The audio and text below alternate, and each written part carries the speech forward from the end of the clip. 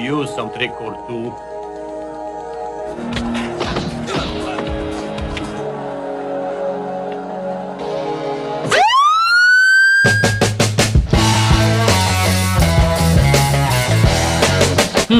Film ini berjudulkan Bloodsport alias olahraga berdarah, rilis tahun 1988, menceritakan tentang turnamen bela diri legendaris. Kenapa? Karena semua petarung terhebat dari seluruh dunia ikut serta di sini. Masih dengan komandan kalian ini yang baik hati dan tidak sombong, John. Bukan John EQ7, namun qadarullah namanya sama. Oke, Anda duduk saja, senyum, nikmati videonya, biarlah komandan kalian ini yang bercerita. Meluncur ke TKP, siap. Cerita dimulai dengan memperlihatkan sekumpulan orang dari seluruh penjuru mata angin yang memiliki tubuh over atletis, di mana badannya sudah kering mengkilap alias tidak memiliki lemak lagi, yang saat itu sedang berlatih bela diri dari berbagai disiplin ilmu, yang itu semua mereka lakukan untuk mempersiapkan fisik, mental, dan semangat 45 untuk mengikuti turnamen bela diri di Hong Kong atau yang disebut komite.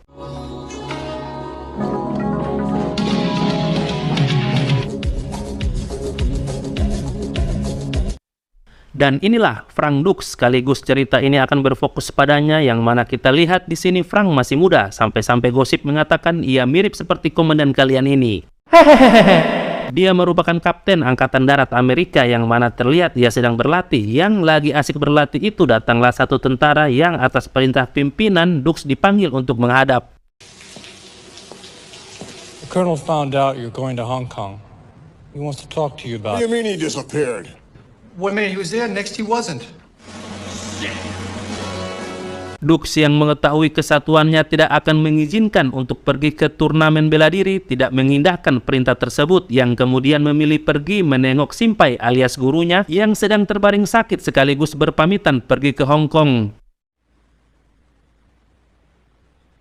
Saat menunggu itulah Dux melihat pedang katana Jepang yang legendaris yang seketika mengingatkannya asbabul ia bertemu dan berlatih dengan gurunya yang bernama Shidoshi. Memang dari sononya kelihatan si Dux adalah anak yang tidak banyak tingkah dan sejak awal memiliki mental sekuat baja, yang dibuktikan saat teman-temannya lari karena ketakutan akan ketahuan saat menyusup ke rumah guru Shidoshi. Dia, Dux, malah memperlihatkan sikap tanggung jawab dengan tidak mengikuti teman-temannya lari, yang juga saat Shidoshi mengibaskan pedangnya sehingga sepenggal lidah topi yang Dux gunakan terjatuh seperti dipotong oleh angin karena tangan Shidoshi secepat kilat. Dia, Dux, tidak mengedipkan matanya apalagi berpaling.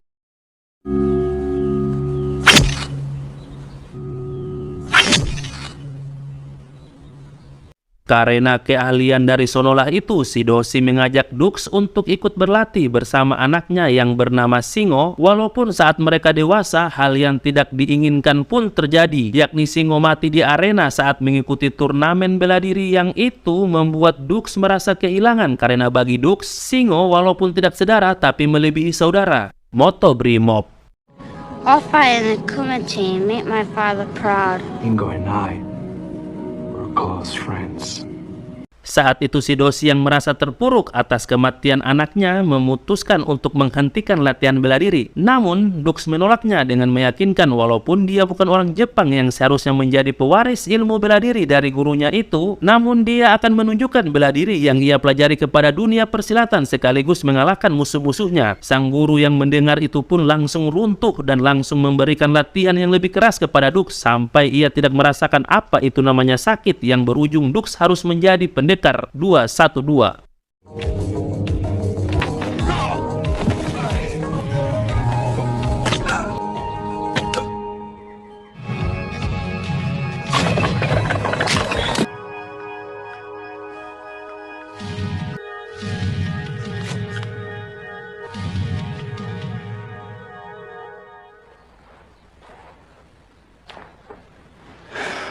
I'm going to Hong Kong. My spirit, fight with you.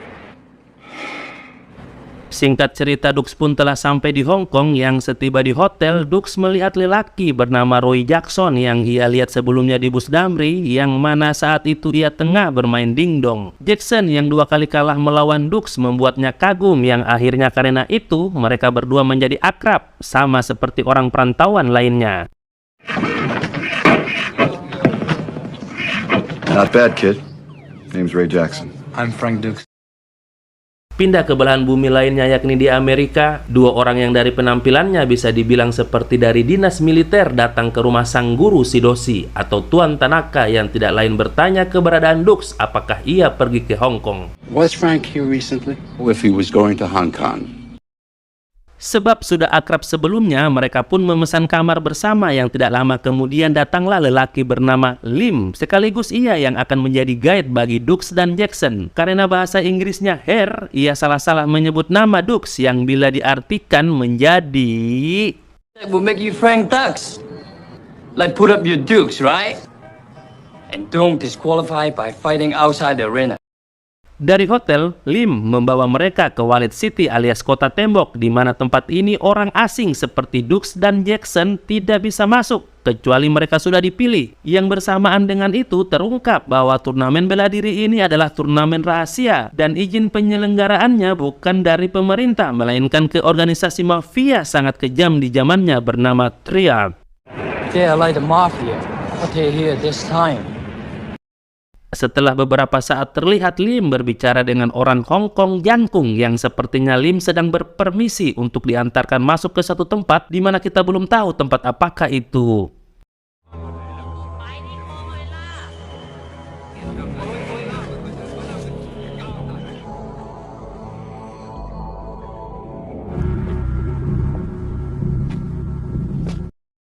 Ya, ternyata mereka masuk ke dalam arena pertandingan yang akan menjadi tempat mereka bertanding nanti. Sekaligus di sini kita mengetahui setelah melihat bagaimana cara dan akses masuk ke tempat ini yang dijaga ketat oleh sipil, maka bisa dipastikan pertandingan ini sangat-sangat rahasia.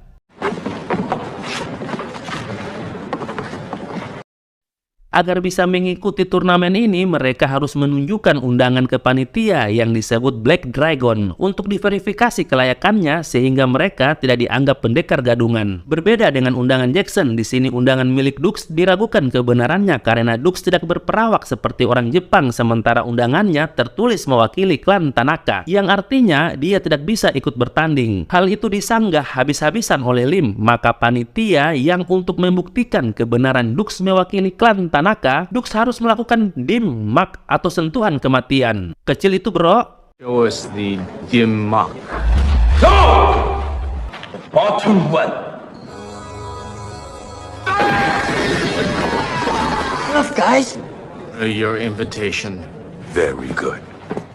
Not hit back. Sementara itu, dua orang yang kita lihat sebelumnya sudah berada di Hong Kong, berharap Kapolda Hong Kong bisa membantu mereka untuk menemukan Dukes. For words. But we need your help. Kembali ke hotel, di mana seorang lelaki bernama Hussein sedang melecehkan wartawan wanita dengan mengajaknya untuk melakukan wawancara di kamarnya. Dasar pria mesum. Dukes yang tidak bisa melihat penindasan menghentikan si mesum itu, yang oleh karena mereka akan didiskualifikasi apabila berkelahi di luar turnamen, maka Dukes menawarkan untuk berjudi, yakni Dukes akan menangkap uang koin perak yang dipegang oleh si mesum sebelum dia menutup tangannya. I get the girl.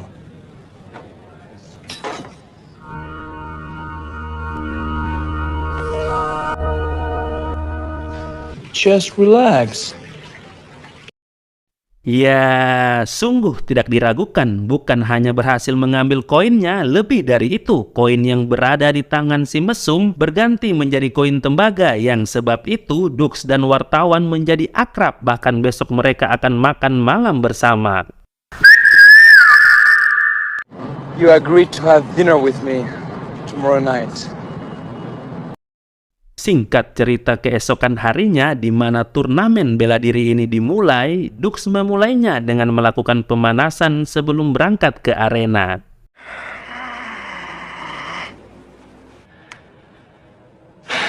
I'm ready.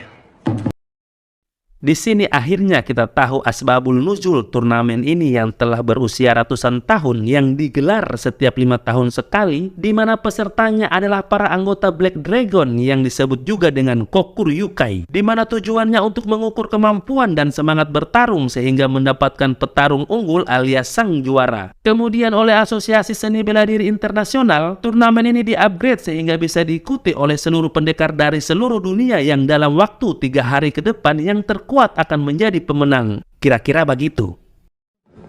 That began hundreds of years ago in full contact urging.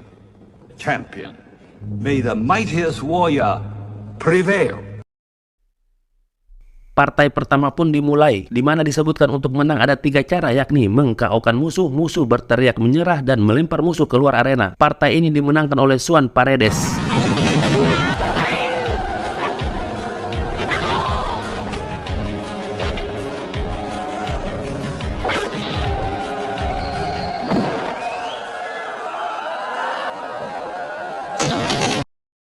Lanjut, Jackson turun kedua, sempat dipukul sampai berdarah, ia membalikan keadaan dengan mudah.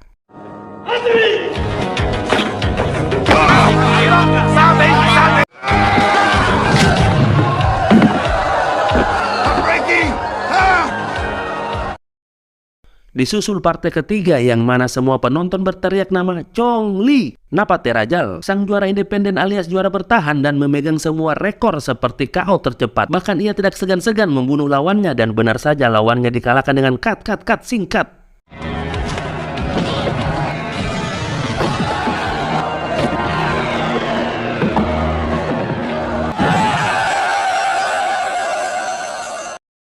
Partai keempat diisi oleh pemeran kita, Dux melawan si Mesul Hussein yang langsung KO dengan segelintir pukulan sekaligus membuat Dux memecahkan rekor KO tercepat 12,2 detik mengalahkan juara bertahan Chong Li sebelumnya 14,8 detik.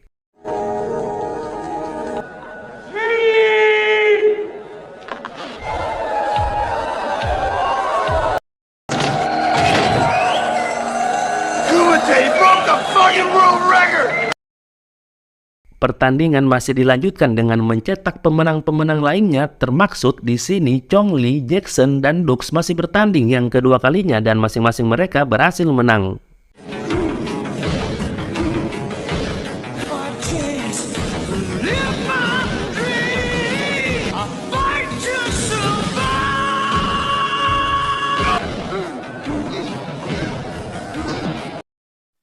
Di sisi lainnya, 2 orang yang mencari-cari Dux diberitahu oleh Inspektur Chen bahwa Dux berada di Hotel East Lake di Kowloon. Tidak ingin membuang-buang waktu karena uang perjalanan dinas mau habis, mereka berdua pun langsung menghampiri Dux. Karena Dux tidak ingin pergi sebelum turnamen selesai, ia pun diancam dengan setrum 50.000 volt yang untungnya Jackson adalah sahabat sefrekuensi, di mana ia mendorong 2 orang itu sehingga Dux bisa lari dan kejar-kejaran pun tidak terhindarkan.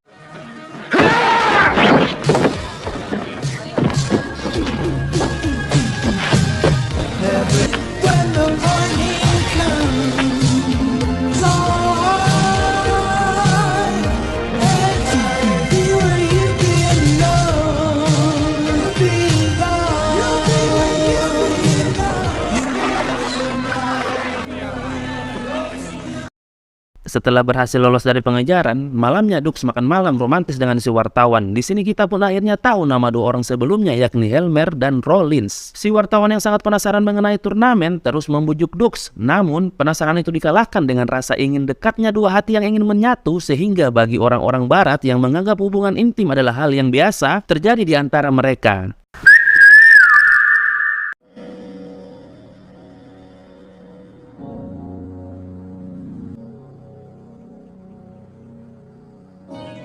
Keesokan harinya setelah Cipiki, Dux berpamitan untuk pergi ke turnamen sekaligus meminta maaf karena tidak bisa mengajaknya. Setiba di turnamen, Lim mengomeli habis-habisan Dux dan Jackson karena telah menghilang tanpa kabar. Kemudian saat itu, Dux tercengang ketika melihat si wartawan berhasil masuk entah bagaimana caranya. This for you.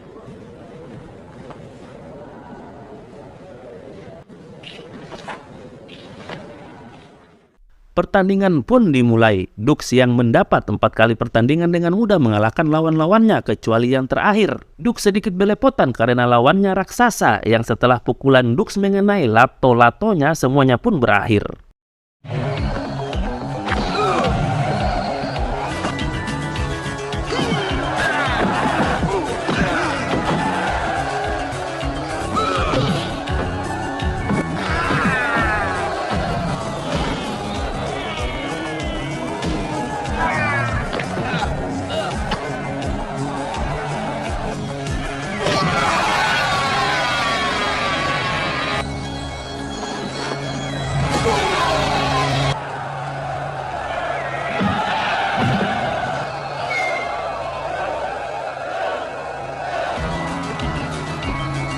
Cheng Li pun demikian, walaupun baru mendapat 3 kali pertandingan, semuanya dibabat habis. Namun di sini ada satu lawan yang dibuat apa ya?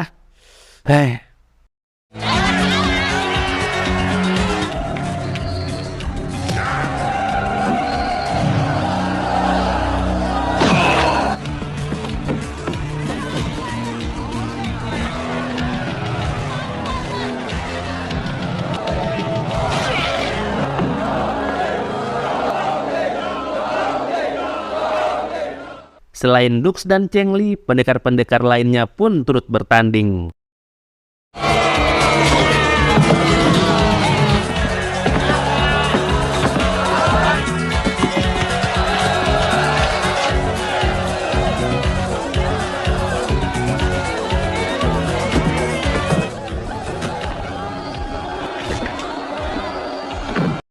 Si Jackson yang sebelumnya belum dapat jatah bertanding, kinilah saatnya. Tapi siapa sangka lawannya adalah si monster Cheng Li. Kamu pasti bisa, Jackson.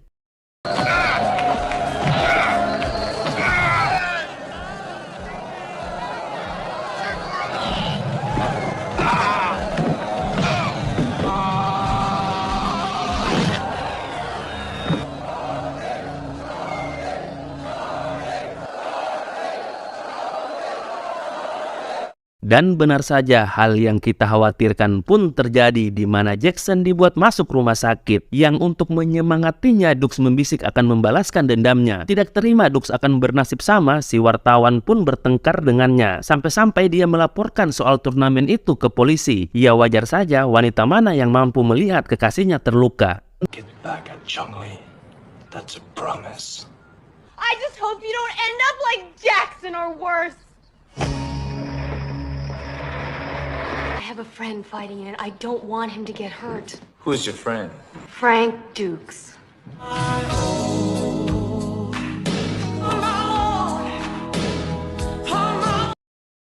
Keesokan harinya, Dux yang telah mencoba menenangkan diri datang ke arena untuk pertandingan lanjutan yang sudah memasuki babak seperempat final. Sempat terhalang oleh polisi yang ingin menangkapnya karena laporan pacarnya dan kepentingan Helmer dan Rollins yang harus membawanya pulang ke Amerika. Dux terlalu perkasa untuk bisa ditangkap.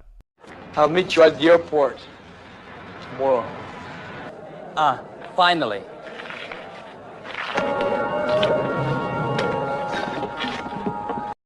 Pertandingan pertama memperhadapkan Paco vs Dux. Sempat lengah di menit awal, Dux mengakhiri Paco dengan tendangan memutarnya.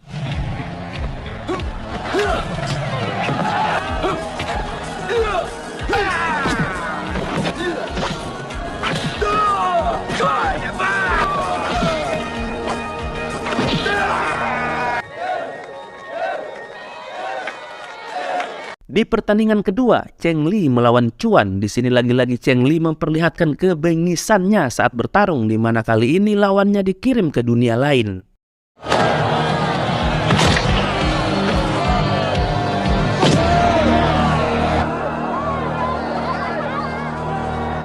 You are next. Dengan demikian, sparring untuk memperebutkan juara 3 tidak bisa diselenggarakan karena pendekar yang satunya sudah is dead, sehingga hanya tersisa pertandingan final yang akan dilakoni oleh Cheng Li vs Dux. Ada yang menarik, yakni arena berubah bentuk yang tadinya persegi menjadi seperti lintasan skiboard dan pertandingan pun dimulai.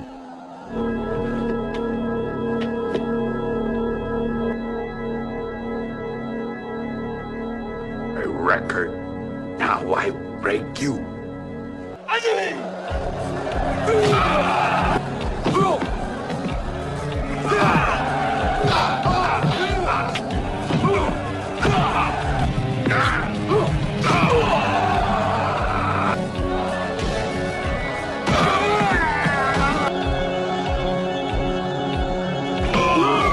Cheng Li yang keok setelah dihajar habis-habisan dan tidak ingin kalah begitu saja, dia menghalalkan segala cara untuk bisa menang, yakni dia menyiramkan bubuk tawas ke wajah Dux yang karena itu penglihatan Dux terganggu.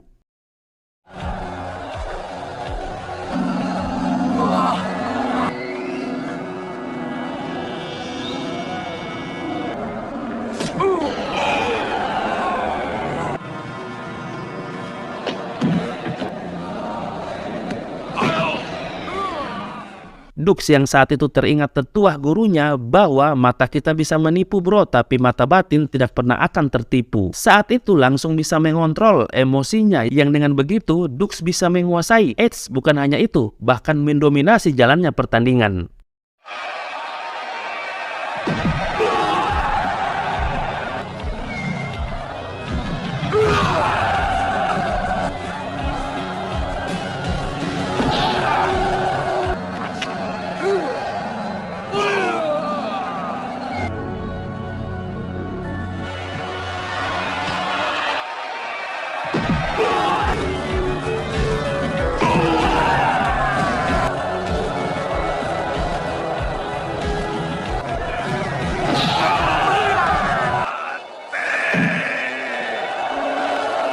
Hahaha, iya, pemenang baru pun muncul.